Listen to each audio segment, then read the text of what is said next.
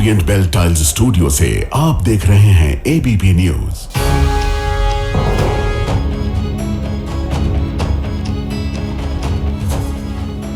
नमस्कार, मैं हूं प्रतिमा मिश्रा। आज दिन की बड़ी खबरों के साथ आइए शुरू करते हैं भारत की बात। शुरुआत उन खबरों से जिन पर विस्तार से करेंगे चर्चा।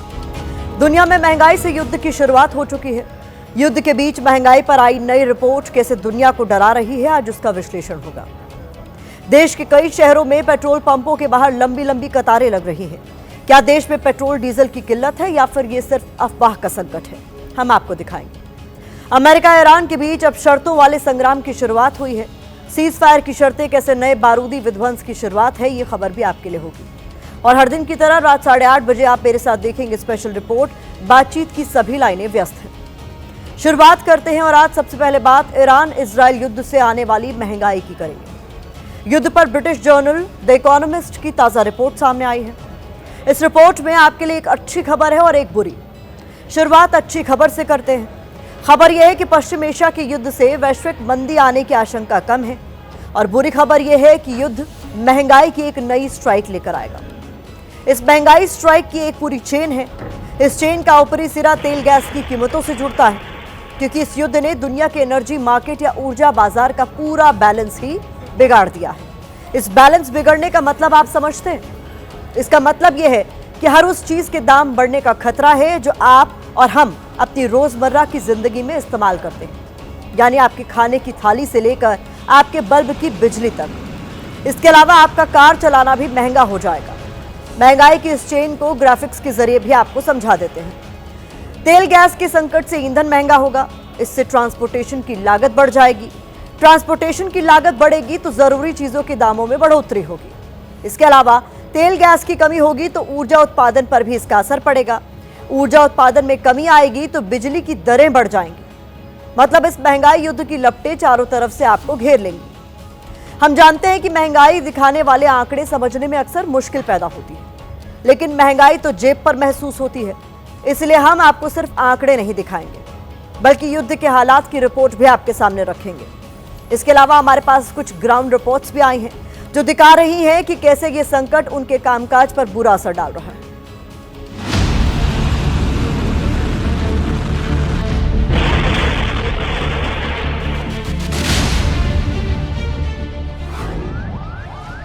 पश्चिम एशिया में बारूदी युद्ध के बीच अपनी अपनी शर्तों का खेल चल रहा है। युद्ध रोकने के लिए अमेरिका की अपनी शर्तें, वहीं ईरान अपनी शर्तें सामने रख रहा है। किसकी शर्तें मानी जाएंगी ये तो अभी पता नहीं, लेकिन एक शर्त है जो लागू हो चुकी है, वो है महंगाई से युद्ध की शर्त। जैसे जैसे युद्ध की आग बढ़ रही है, वैसे वैसे तेल गैस की सप्लाई घट रही है। अब बात तेल गैस संकट से बेहद आगे निकल चुकी है, सीधे आपको और हमें चपेट में ले रही है। महंगाई का ये संकट इतना विकराल है कि इसकी तुलना कोरोना काल से की जा रही है। द इकोनॉमिस्ट के मुताबिक 2022 में कोरोना महामारी के वक्त महंगाई दर 10% तक चली गई थी। हालांकि इस साल की शुरुआत तक ये 2% पर रही। ये आंकड़े देखकर दुनिया भर के केंद्रीय बैंकों को लगा कि उन्होंने महंगाई का खात्मा कर दिया। इसके बाद 28 फरवरी को ईरान, इजराइल और अमेरिका युद्ध की शुरुआत हुई। इस युद्ध ने महंगाई की लपटों में नए शोले भड़का दिए। ऑयल गैस इंफ्रास्ट्रक्चर पर हमले हुए। हॉर्मुज स्ट्रेट से तेल सप्लाई सामान्य स्तर से 97% तक घट गई। ब्रेंट क्रूड ऑयल की कीमतें $100 प्रति बैरल से ऊपर चली गई, जो साल की शुरुआत में $60 प्रति बैरल थी। अब इसका नतीजा महंगाई विस्फोट की शक्ल में सामने आने की आशंका है। यानी हमारा कृषि भी महंगा होने वाला। यूरिया है, पेट्रोलियम प्रोडक्ट के इस्तेमाल से यूरिया का निर्माण होता है। जब कृषि महंगा हो तो कृषि तो एफएमसीजी की सबसे बेसिक रॉ मटेरियल सोर्स है, तो एफएमसीजी के सारे प्रोडक्ट्स महंगे होंगे। यानी जो है इंडस्ट्रियल गुड्स की रेट बढ़ेंगे और देश और दुनिया में महंगाई बढ़ेगी।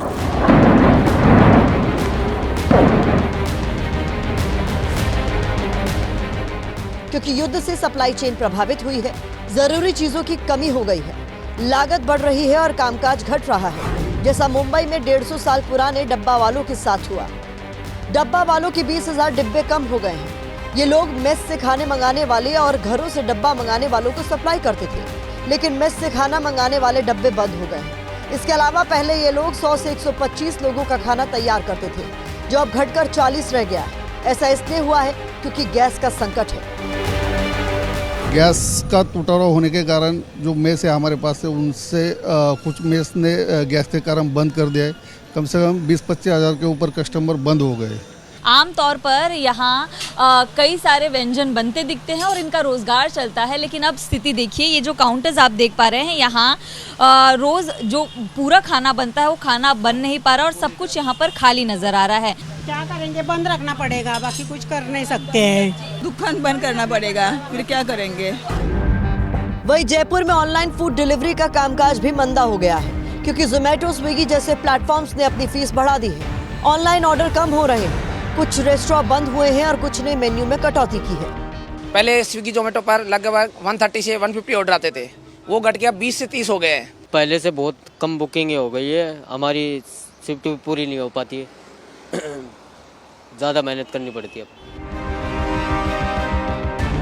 इस संकट से जुड़ी एक तस्वीर जम्मू से सामने आई है, जहां गैस किल्लत से निपटने के लिए राम रसोई की शुरुआत की गई है, जहां पारंपरिक चूल्हे पर खाना बनाया जा रहा है।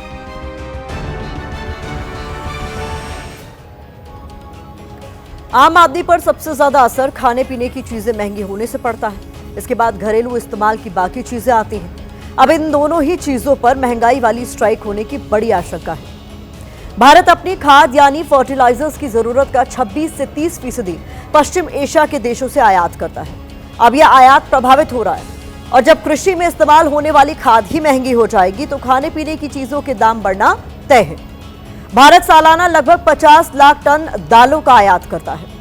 युद्ध से लॉजिस्टिक और ट्रांसपोर्टेशन की लागत बढ़ेगी तो दालों के दाम भी बढ़ जाएंगे। कई कंपनियों ने घरों में इस्तेमाल होने वाली टीवी, फ्रिज, वॉशिंग मशीन के दाम बढ़ाना शुरू कर दिया है, क्योंकि युद्ध की वजह से कच्चे माल की कीमत में इजाफा हुआ है।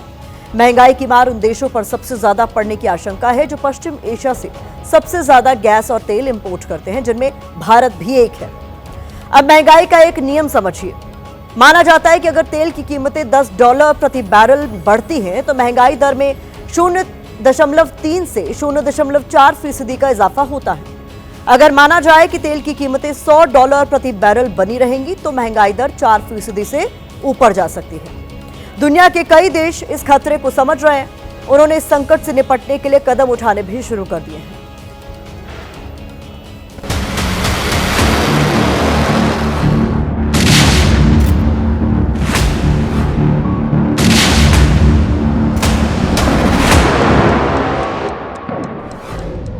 ईरान युद्ध की आंच पूरी दुनिया महसूस कर रही है। तेल संकट से निपटने के लिए इमरजेंसी प्लान तैयार कर रही है। पाकिस्तान में स्कूल कॉलेज 2 हफ्ते के लिए बंद है। सरकारी विभागों को 50% कटौती की गई है। श्रीलंका ने स्कूल, यूनिवर्सिटी और गैर जरूरी सेवाओं में अनिवार्य सार्वजनिक अवकाश घोषित किया है। ईंधन की राशनिंग शुरू कर दी गई है। निजी वाहनों को हफ्ते में 15 लीटर ईंधन मिलेगा। पब्लिक ट्रांसपोर्ट के लिए 200 लीटर की मात्रा तय की गई है। बांग्लादेश में सभी शिक्षण संस्थान ऑनलाइन मोड में किए गए हैं। ईंधन की राशनिंग लागू की गई है। घरों और गारमेंट यूनिट को बिजली सप्लाई में 5 घंटे की कटौती की गई है। भूटान की बात करें तो यहाँ वर्क फ्रॉम होम लागू किया गया है। इमरजेंसी सेवाओं के लिए ईंधन की राशनिंग शुरू की गई है। वियतनाम एयरलाइंस ने जेट ईंधन की कमी और ईंधन की बढ़ती कीमतों की वजह से घरेलू उड़ानों को अस्थायी तौर पर निलंबित कर दिया है। अब सवाल यह है कि क्या भारत में भी ऐसे कदम उठाए जाने की जरूरत है? हम 75% of our energy needs import करते हैं।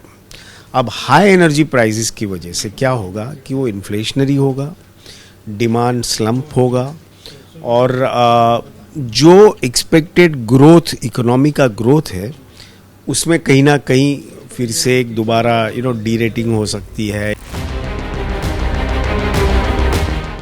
इसी ऊर्जा संकट का दूसरा रूप महंगाई से सामना है, जिसके बारे में हमने आपको विस्तार से बताया। तो देश में महंगाई को लेकर एक्सपर्ट्स क्या आशंका जता रहे हैं? क्या महंगाई आम आदमी के लिए नई मुश्किलें खड़ी करने वाली है? हमारा देश तीसरा सबसे बड़ा ऑयल कंजम्पशन वाला देश है और उसमें तकरीबन 80% से ज्यादा इंपोर्ट होता है। दूसरी बात, थोड़ा इन्फ्लेशन इनके चलते हुए इन्फ्लेशन थोड़ा सा बढ़ा है और अनुमान है कि साल के आखिर तक गोल्डमैन सैच ने अनुमान लगाया 4.6% के आसपास रहेगा। फिलहाल अर्थशास्त्री और मार्केट एक्सपर्ट्स महंगाई बढ़ने की आशंका से इनकार नहीं कर रहे। ऐसे में जरूरत यही है कि युद्ध की आग जल्द बुझे, ताकि महंगाई की लपटें आम आदमी की जिंदगी को ज्यादा न झुलसा सके।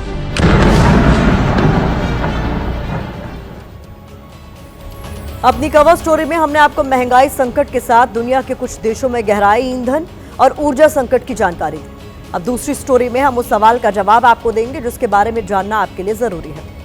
देश के कई शहरों से इस तरह की तस्वीरें सामने आ रही हैं। पेट्रोल पंप के बाहर लोगों की भारी भीड़ जुट रही है। पेट्रोल डीजल के संकट की अफवाह फैल रही है। इससे पैनिक या घबराहट में आए लोग पेट्रोल डीजल खरीदने के लिए कतार लगाकर खड़े हैं। लेकिन क्या वाकई देश के कुछ शहरों में ईंधन का संकट है? क्या पेट्रोल पंपों पर पेट्रोल डीजल मिलने में दिक्कत पेश आ रही है, या फिर इस संकट की वजह सिर्फ अफवाह है और अफवाह के चक्कर में आकर पैनिक बाइंग या घबराहट में की जा रही खरीद है? इस रिपोर्ट में देखिए। ये तो सबको पता है कि ईरान युद्ध से दुनिया भर में गैस तेल का संकट हुआ है और इसका असर भारत में भी दिख रहा है। इस असर के बीच देश में सबसे बड़ा संकट अफवाहों ने खड़ा किया। કોઈ અફવાઓ ફેલાવી નહીં, અફવાઓમાં માનવું નહીં અને વિશ્વસનીય સૂત્રો હોય તેમાં જ માનવું। સરકાર તરફથી આપણને પૂરી ખાતરી આપવામાં આવી।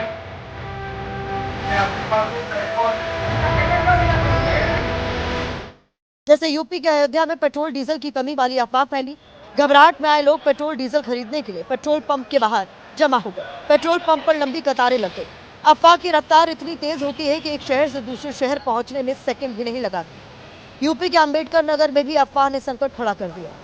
पेट्रोल पंपों पर अपनी गाड़ी की टंकी फुल कराने के लिए लाइन लगाकर लोग खड़े हो गए। पेट्रोल पंपों पर अफरा तफरी के हालात बन गए।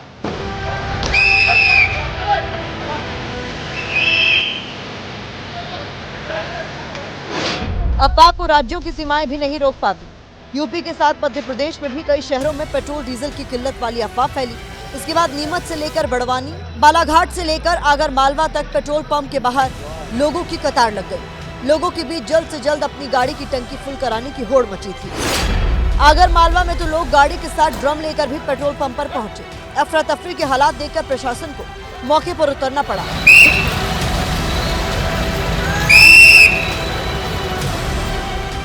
अधिकारियों ने लोगों को समझाया कि पेट्रोल डीजल की कोई कमी नहीं है। साथ ही पेट्रोल पंप संचालकों को ड्रम वगैरह में ईंधन न देने की हिदायत दी गई। लेकिन हमको रात आगर जिले में अभी अफवाह फैली थी कि डीजल और पेट्रोल की कमी हो गई है, जिसकी वजह से पेट्रोल पंप पर लंबी लंबी लाइनें लगी थी, जिनमें लोगों को उचित समझाइश दी गई है और पेट्रोल पंप को हिदायत दी गई है कि किसी भी प्रकार से जमाखोरी करने वाले लोगों को डीजल एवं पेट्रोल आवंटित ना करें। आम जनता से अपील है कि किसी भी प्रकार की अफवाह में ना आए। डीजल और पेट्रोल की समुचित व्यवस्था करने में प्रशासन लगा हुआ है और अभी समुचित व्यवस्था बनी हुई है।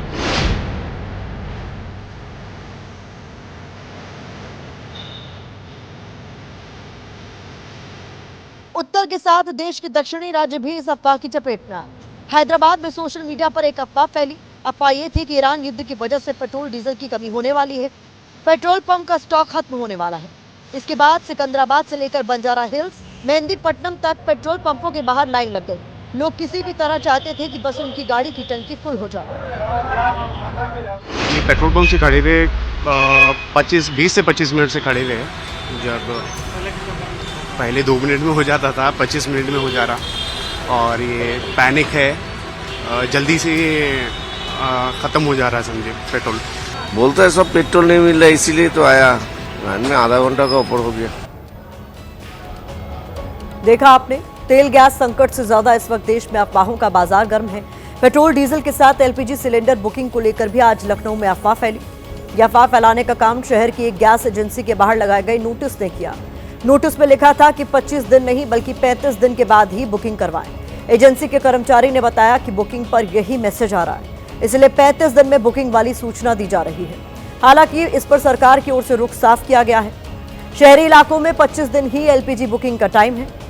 ग्रामीण इलाकों की बात करें तो 45 दिन की अवधि यहां पर तय की गई है। ये नियम सभी तरह के एलपीजी कनेक्शन पर लागू है। इसके अलावा सरकार ने पेट्रोल पंपों के बाहर लग रही लाइनों पर भी तस्वीर साफ की। कहा कि देश में पेट्रोल डीजल की कोई कमी नहीं है।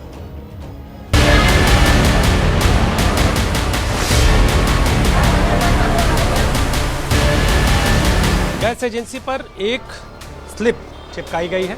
अब देखिए, ये स्लिप पर यह अंकित है कि नया एलपीजी सिलेंडर पिछले सिलेंडर की डिलीवरी के 35 दिन बीत जाने के बाद ही बुक किया जा सकता है। ये 35 हमने नहीं किया है। काफ़ी उपभोक्ता हमारे पास आ रहे हैं जिन्होंने गैस बुक कर रहे हैं, उनके में टाइम पीरियड 35 दिखा रहा है। तो इसलिए हमें भी मजबूरी में लिखना पड़ा कि हम उपभोक्ता आए तो उसे जानकारी मिल जाए, वो आराम से अपनी 35 दिन बाद गैस बुक के घर पे गैस ले सके। एलपीजी के संबंध में यहाँ पर भी कोई डिस्ट्रीब्यूटरशिप पर कोई ड्राई आउट नहीं है। हर घर में सिलेंडर पहुँचाना है, हर घर में पीएनजी पहुँचाना है, यही इस वक्त हमारी प्रायोरिटी है। मैं देशवासियों को विश्वास दिलाना चाहती हूँ कि हमारे पास पेट्रोल और डीजल पर्याप्त मात्रा में उपलब्ध है। कहीं पर भी किसी पेट्रोल पंप पर कोई कमी नहीं है। अतः मेरा आप सभी से आग्रह है, कृपया अफवाहों पर ध्यान न दें। इस खबर पर भारत की बात यह है कि किसी भी सरकार को संकट के हालात में अपने देश के हित को देखकर ही फैसले लेने चाहिए। भारत सरकार का कहना है कि वो पूरी कोशिश कर रही है कि देश के नागरिकों को किसी तरह की कोई दिक्कत ना हो। पेट्रोल डीजल पर सरकार का कहना है कि देश में इसकी कोई कमी नहीं है। यहाँ एक नागरिक के तौर पर आपकी जिम्मेदारी बनती है कि आप अफवाहों पर ध्यान न दें, घबराहट में पैनिक बाइंग ना करें। बढ़ते आगे अपनी तीसरी खबर का रुख करते हैं। अमेरिका ईरान युद्ध का अब एक नया चैप्टर शुरू हो गया है और इस चैप्टर के हर पन्ने पर शर्तों का जिक्र है। डोनाल्ड ट्रंप ने ईरान में सीज फायर करने के लिए 15 शर्तें रखी हैं, जिसके जवाब में ईरान ने अमेरिका के सामने 6 शर्तें रखी हैं। इनमें खाड़ी देशों से अमेरिकी बेस हटाने से लेकर वित्तीय मुआवजा तक शामिल है। दोनों तरफ से ऐसी शर्तें रखी गई हैं जिन्हें ना अमेरिका के लिए मानना मुमकिन है और ना ही ईरान के लिए। अमेरिका के राष्ट्रपति दिन में कई बार मीडिया के सामने आकर ये दावा कर रहे हैं कि ईरान से अच्छी बातचीत हो रही है और सही लोगों से बातचीत हो रही है, लेकिन ईरान कह रहा है कि कोई बातचीत नहीं हो रही, उन्हें अमेरिका पर भरोसा नहीं है। मिडिल ईस्ट की यह जंग अब एक ऐसे मोड़ पर आ पहुंची है जहां सच और झूठ के बीच की लकीर धुंधली हो रही है। एक तरफ डोनाल्ड ट्रंप सीज फायर के लिए शर्तें रख रहे हैं और दूसरी तरफ ईरान की घेराबंदी का प्लान भी बना रहे हैं। हॉर्मुज के पास ऐसा बहुत कुछ हो रहा है जिससे संदेह पैदा होता है। ऐसे में सवाल है कि शर्तें कैसे मानेगा ईरान।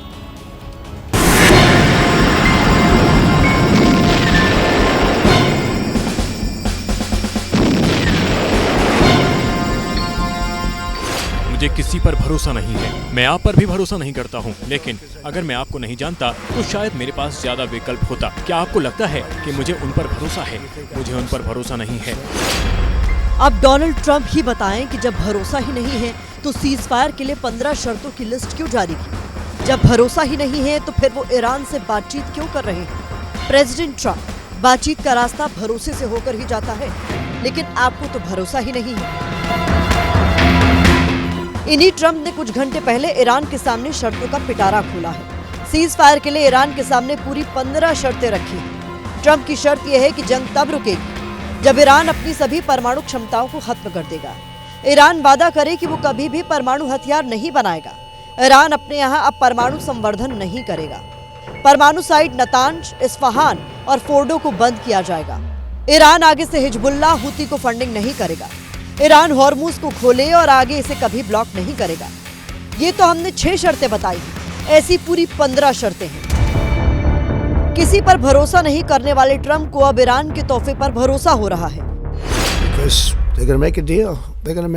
वो समझौता करने वाले हैं। उन्होंने कल कुछ ऐसा किया जो वाकई अद्भुत था। उन्होंने हमें जो तोहफा दिया वो हमारे पास पहुंच गया। वो तोहफा बेशकीमती है। मैं नहीं बताऊंगा कि वो तोहफा क्या है। इसकी काफी अहमियत है। इससे पता चलता है कि हम सही लोगों से बात कर रहे हैं। And they gave it to us, and they said they were going to give it, so that meant one thing to me: we're dealing with the right people. Trump की बातचीत और तोहफे वाले इस दावे पर ईरान कह रहा है कि अमेरिका के राष्ट्रपति ख्याली पुलाव पका रहे हैं। ऐसी कोई बातचीत नहीं हो रही, जिसके बाद ईरान ने भी ट्रंप के हाथों में 6 शर्तों की लिस्ट थमाई है। पहली शर्त, अमेरिका खाड़ी में अपने सारे सैन्य बेस बंद करे। दूसरी शर्त, अमेरिका गारंटी दे कि भविष्य में ईरान पर हमला नहीं करेगा। तीसरी शर्त, हिजबुल्लाह पर इजराइल के हमले बंद हो। चौथी शर्त, अब तक लगे सारे प्रतिबंध हटाए जाएं। पांचवी शर्त, युद्ध में हुए नुकसान का अमेरिका मुआवजा दे। छठी शर्त, मिसाइल प्रोग्राम सिस्टम पर पाबंदी न लगे। जिस रणनीतिक शक्ति की आप बात करते थे वो अब एक रणनीतिक हार में बदल चुकी है। जो देश खुद को वैश्विक महाशक्ति कहता है, अगर संभव होता तो इस मुश्किल से अब तक निकल चुका होता। अपनी हार को समझौते का नाम मत दीजिए। आपके खोखले वादों का युग खत्म हो चुका है। ईरान को ट्रंप की बात तो छोड़िए, एक शब्द पर भी भरोसा नहीं है, क्योंकि ट्रंप पहले भी ईरान को धोखा दे चुके हैं। मई 2025 में अमेरिका की ईरान के साथ परमाणु कार्यक्रम को लेकर बातचीत चल रही थी। बातचीत के दौरान ही अमेरिका इजरायल ने ईरान के परमाणु संयंत्रों पर बमबारी की थी। 28 फरवरी 2026 को अमेरिका और ईरान के बीच परमाणु कार्यक्रम को लेकर बातचीत के दौरान ही अमेरिका इजरायल ने ईरान के खिलाफ युद्ध छेड़ दिया था। ईरान इसे ही ट्रंप का छल कह रहा है। इस बीच सीजफायर की शर्तों की आड़ में अमेरिका मिडिल ईस्ट में अपनी सैन्य तैयारी को मजबूत कर रहा है। विदेशी मीडिया रिपोर्ट्स के मुताबिक 2200 यूएस मरीन्स यूएसएस त्रिपोली और यूएसएस न्यू ऑर्लिन्स के साथ सेंट्रल कमांड की तरफ बढ़ रहे हैं। हॉर्मूज के आसपास F-35 फाइटर जेट और हेलीकॉप्टर भी तैनात किए गए हैं, जिसे देखकर ट्रंप की मंशा पर पूरी दुनिया को शक हो रहा है।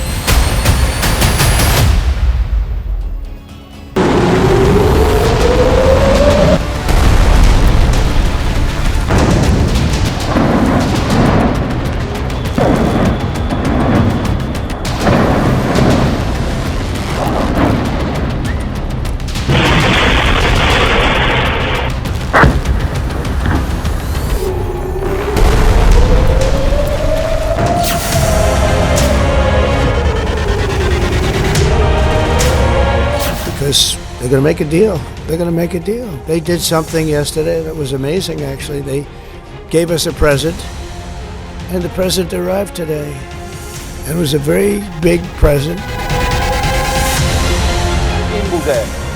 ऐसा लगता है कि अमेरिका के राष्ट्रपति ईरान से खुद से ही बात कर रहे हैं।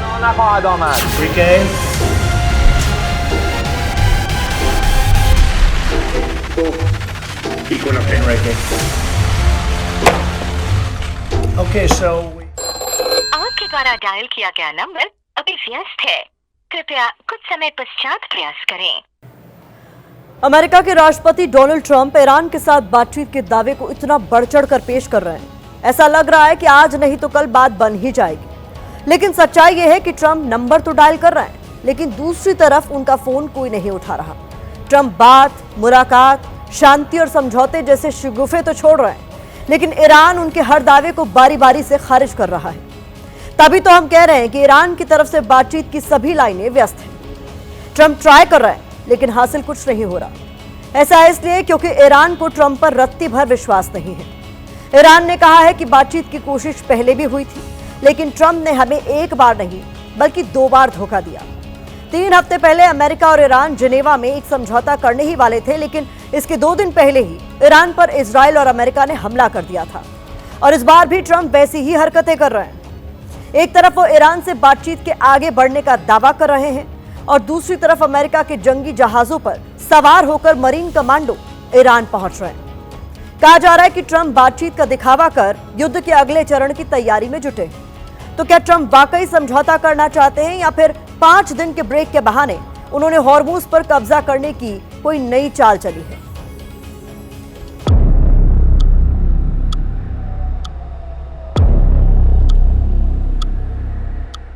आपकी स्क्रीन पर मौजूद ये सिर्फ एक तस्वीर भर नहीं है, बल्कि दुनिया को महायुद्ध में झोंकने वाले ट्रंप की सच्चाई है, जो दुनिया के सामने दावे तो बड़े बड़े करते हैं, लेकिन उनकी हकीकत की पुष्टि नहीं कर पाते। आपके द्वारा डायल किया गया नंबर अभी व्यस्त है, कृपया कुछ समय पश्चात प्रयास करें। तो चलिए सबसे पहले आपको ट्रंप का वो बयान सुनवाते हैं, जिसमें उन्होंने बीच युद्ध में कहा है कि ईरान ने उन्हें बेशकीमती तोहफा भेजा है। They're going to make a deal. They're going to make a deal. They did something yesterday that was amazing, actually. They gave us a present, and the present arrived today. And it was a very big present worth a tremendous amount of money. And I'm not going to tell you what that present is, but it was a very significant prize.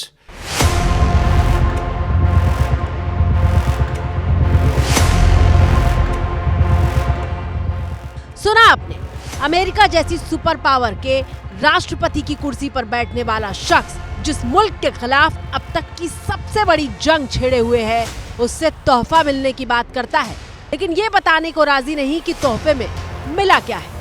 I'm not going to tell you what that present is, but it was a very significant prize.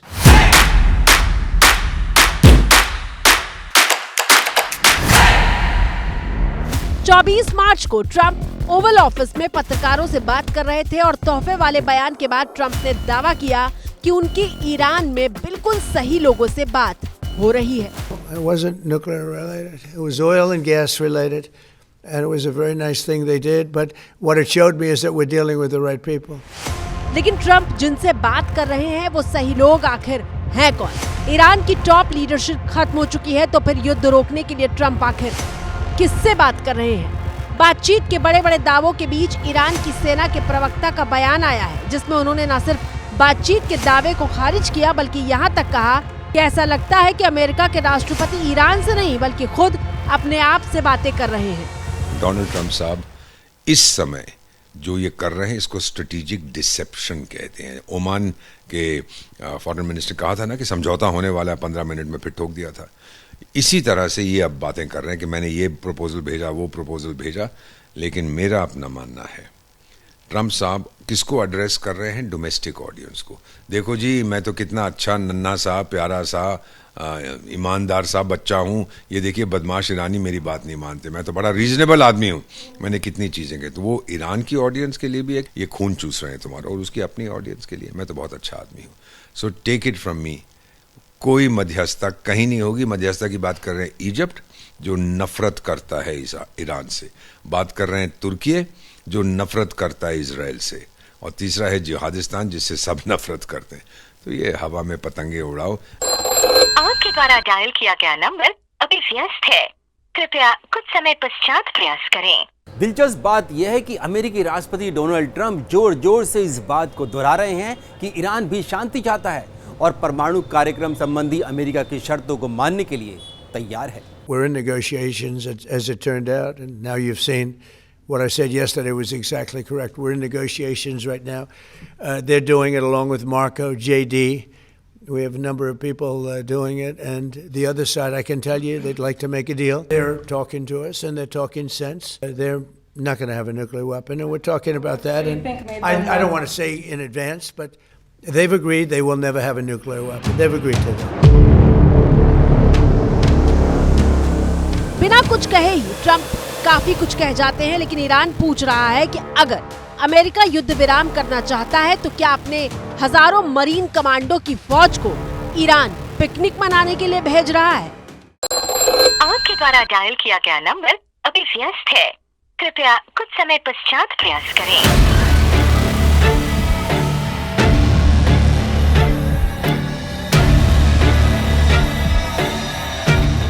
America के 5 युद्धपोत Iran की तरफ बढ़ रहे हैं।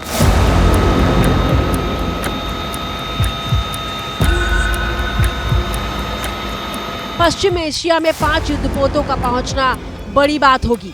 USS Boxer, USS Portland, USS Comstock, ये वो युद्धपोत है जिनमें तैनात मरीन कमांडो विशेष तरह के ऑपरेशन करने में माहिर माने जाते हैं।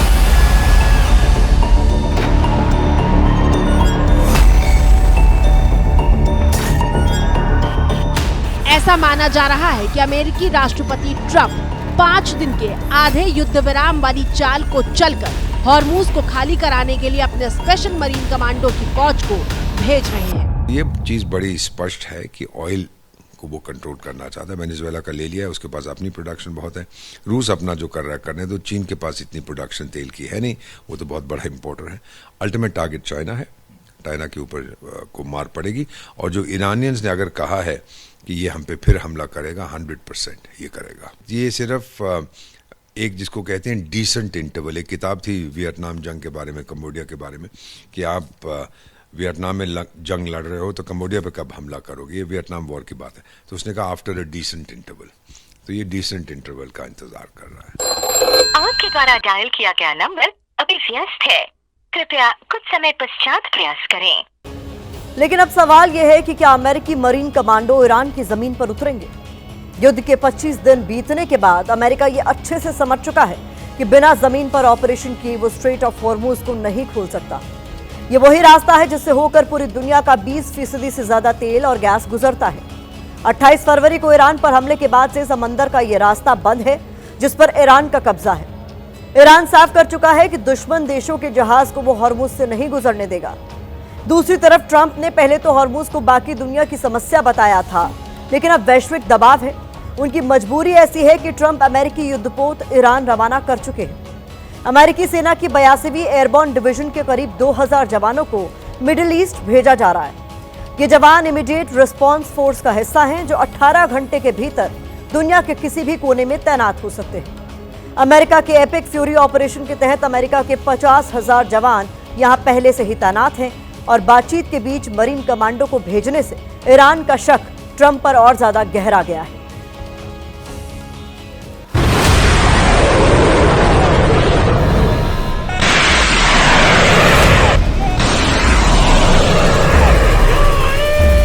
ईरान युद्ध में कितना आक्रामक है और इजराइल के साथ साथ अमेरिका को कैसे जवाब दे रहा है, इसकी सबसे ताजा गवाही बुधवार शाम को इन तस्वीरों के जरिए आई, जब ईरान ने अमेरिकी युद्धपोत USS अब्राहम लिंकन को निशाना बनाने का दावा किया।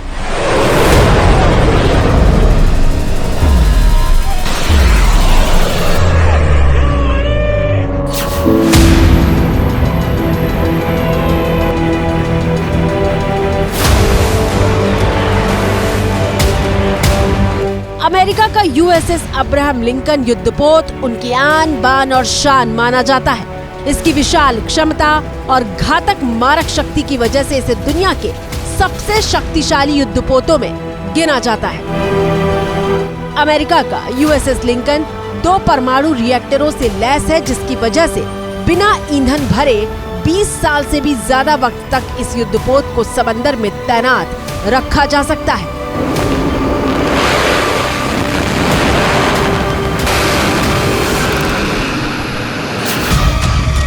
यही वजह है कि अमेरिकी राष्ट्रपति ट्रंप ये मानने को तैयार नहीं है कि ईरान ने अमेरिकी युद्धपोत को निशाना बनाया है। Abraham Lincoln, one of the biggest ships in the world, actually. Abraham Lincoln वास्तव में दुनिया के सबसे बड़े जहाजों में से एक हैं। उस पर 101 मिसाइलें दागी गई। उनमें से हर एक मिसाइल समुद्र में ही नष्ट हो गई।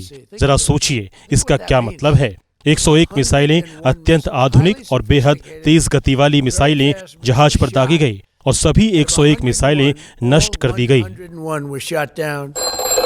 द्वारा डायल किया गया नंबर अभी व्यस्त है, कृपया कुछ समय पश्चात प्रयास करें। अगली तस्वीरें इजराइल को ईरान के जवाब की हैं। इजराइल के परमाणु ठिकानों के बाद ईरान ने हदेरा के पावर प्लांट पर अटैक किया, जिसके बाद पूरे इलाके की बिजली गुल हो गई।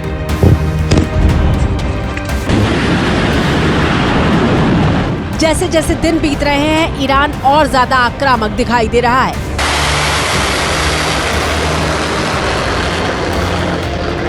ईरान के ताबड़तोड़ मिसाइल हमलों के बाद इजराइल की राजधानी तेल अवीव के एयरपोर्ट को भी बंद करना पड़ा।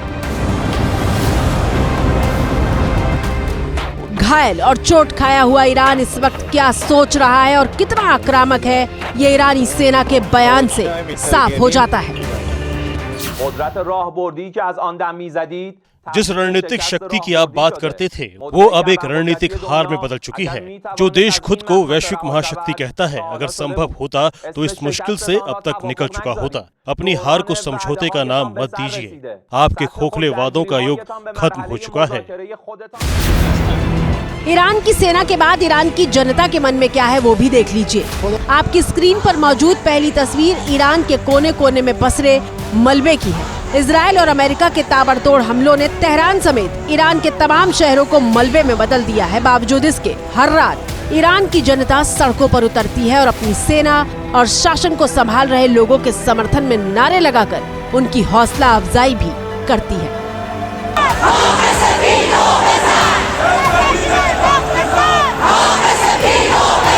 साफ है कि ईरान की सेना और जनता दोनों ही बातचीत के मूड में नहीं है। फिर ट्रंप बार बार इस बात का दावा क्यों कर रहे हैं कि ईरान से बातचीत चल रही है और बहुत अच्छी चल रही है? मेरा अपना मानना है कि कोई बातचीत नहीं होगी।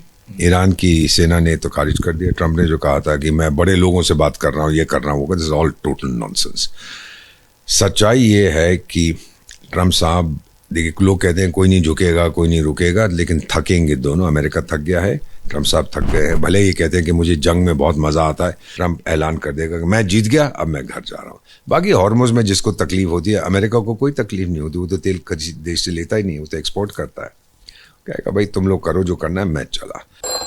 आपके द्वारा डायल किया गया नंबर अभी व्यस्त है, कृपया कुछ समय पश्चात प्रयास करें। ईरान में फैसला कौन लेगा, इस सवाल के जवाब के तौर पर सबसे ताजा और बड़ा अपडेट यह है कि मुल्क ने अपनी सुरक्षा को संभालने वाला नया चेहरा चुन लिया है। 17 मार्च को ईरान की सुप्रीम नेशनल सिक्योरिटी काउंसिल के सचिव अली लारिजानी की मौत ने बड़ा संकट खड़ा कर दिया था, क्योंकि वो देश के सबसे प्रभावशाली नेताओं में से एक होने के साथ साथ मुल्क के रणनीतिक फैसलों में अहम भूमिका निभाते थे।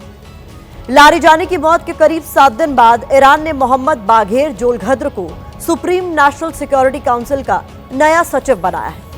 मोहम्मद बाघेर को भी लारिजानी की तरह सिस्टम के भीतर का व्यक्ति माना जाता है। बाघेर ईरानी सेना IRGC के लिए काम कर चुके हैं। ईरान इराक युद्ध में वो वरिष्ठ कमांडर रह चुके हैं और उनकी नियुक्ति को ईरान के भीतर बढ़ती सैन्य पकड़ के तौर पर देखा जा रहा है। बाघेर कट्टर विचारधारा के भी माने जाते हैं और जानकारों का मानना है कि ईरान की सुरक्षा का जिम्मा बाघेर के हाथों में सौंपना ये बताता है कि ईरान और सख्त नीति अपनाने की तरफ बढ़ रहा है।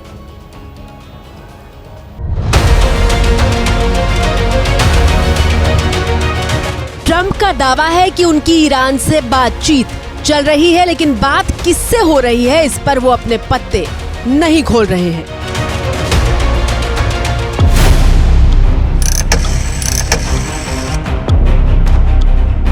मौजूदा स्थिति को देखकर यही लग रहा है कि ट्रंप बार बार बातचीत के लिए नंबर डायल तो कर रहे हैं, लेकिन ईरान की तरफ से उनका फोन कोई नहीं उठा रहा।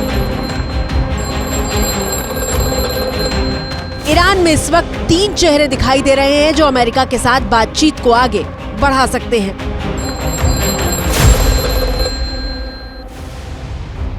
पहला चेहरा है ईरानी संसद के स्पीकर मोहम्मद बाघेर गालिबाफ का।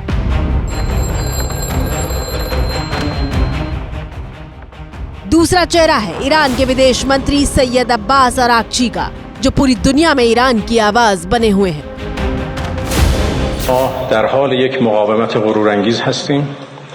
हम गौरवपूर्ण प्रतिरोध में लगे हुए हैं और हम बिना किसी संकोच के इसे जारी रखेंगे। हमने कई बार कहा है कि हमने कोई संदेश नहीं भेजा है, हमने युद्ध विराम का कोई अनुरोध नहीं किया है।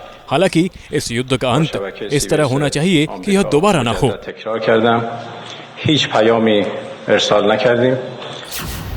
तीसरा चेहरा है सैयद जलीली का, जो 2007 से 13 के बीच ईरान के मुख्य परमाणु वार्ताकार के तौर पर भूमिका निभा चुके हैं। बात के संकेत हालांकि कहीं से भी नहीं दिखाई दे रहे हैं कि अमेरिका की बातचीत इन 3 चेहरों में से किसी एक से भी हो रही है। और ईरानी संसद के स्पीकर के हवाले से ये खबर भी सामने आ चुकी है कि ईरान की अमेरिका से कोई बातचीत नहीं हो रही है और अमेरिकी राष्ट्रपति डोनाल्ड ट्रंप महज वित्तीय और तेल बाजार को प्रभावित करने के लिए ऐसी बेबुनियाद खबरें फैला रहे हैं। आपके द्वारा डायल किया गया नंबर अभी व्यस्त है, कृपया कुछ समय पश्चात प्रयास करें। दरअसल मोहम्मद बाघेर गालिबाफ का नाम उस वक्त चर्चा में आया जब सोमवार को ट्रंप ने दावा किया था कि वो ईरान के सबसे सम्मानित व्यक्ति से बातचीत कर रहे हैं। I announced earlier, based on preliminary conversations between the United States and Iran over the past 2 days, I've directed the Department of War to temporarily postpone planned strikes against major energy and electricity targets in Iran, but to determine whether a broader agreement can be reached. We've had very good discussions, very good discussions. Trump के इस दावे के बाद चर्चा होने लगी कि वो व्यक्ति कौन हो सकता है, क्योंकि ईरान के supreme leader Mojtaba Khamenei Trump से बात करेंगे नहीं। ईरान के राष्ट्रपति मसूद पेजेश्कियन भी ट्रंप से बात नहीं करेंगे और अब ईरानी संसद के स्पीकर ने भी ट्रंप की बातचीत वाले दावे को खारिज कर दिया है। कौन बातचीत करेगा ट्रंप के साथ? जब ट्रंप ठोकता जा रहा है, इजराइल ठोकता जा रहा है, तो कौन है जो बताएगा अपने लोगों को कि मैं देशद्रोही हूँ, मैं बातचीत करने को तैयार हूँ? ईरान के लोग कहते हैं बिल्कुल नहीं, तो बड़ा शैतान है, इससे बात नहीं करनी। आपने जो किया है ईरान में, लोग कहते हैं उन्होंने ईरान को इकट्ठा कर दिया, ईरानियन लोग नाराज़ हो गए हैं अमेरिका से और वो इकट्ठे हो गए हैं मुल्लों के पीछे, वो भी सब गलत है। वो डरते हैं, तभी वो सड़कों पे नहीं होता हूँ। I am the greatest human being ever, मेरे मुकाबले का दुनिया में कोई नहीं है। अरे ये जो संयुक्त राष्ट्र संघ है और ह्यूमन राइट्स हैं और ये है वो सब गए पानी पूरी खाने के लिए, मैं वही करूंगा जो मैं चाहता हूं, क्योंकि मेरी बुद्धि सबसे ज्यादा है। उसने शुरू भी कहा, आपके द्वारा डायल किया गया नंबर अभी व्यस्त है, कृपया कुछ समय पश्चात प्रयास करें। ट्रंप के आधे सीज़फायर वाले बयान को आज 2 दिन बीत चुके हैं और 3 दिन बाकी हैं। ईरान पहले से ही युद्ध में काफी आक्रामक रुख दिखा रहा है और अब अमेरिकी युद्धपोत 2000 से ज्यादा मरीन कमांडो को लेकर ईरान की तरफ बढ़ रहा है। दुनिया के तमाम देशों को डर है कि अमेरिका का ये कदम जंग को और ज्यादा भयानक बना सकता है। दूसरी तरफ ईरान दुश्मन के हर वार के लिए तैयारी कर रहा है और ईरान ने खार्ग द्वीप पर तैनात सैनिकों को ड्रोन दिए हैं ताकि अमेरिकी मरीन हमला करे तो उन्हें करारा जवाब दिया जा सके। इसी के साथ भारत की बात पे अब मुझे दीजिए इजाजत। कल रात 8 बजे आप सभी से फिर होगी मुलाकात।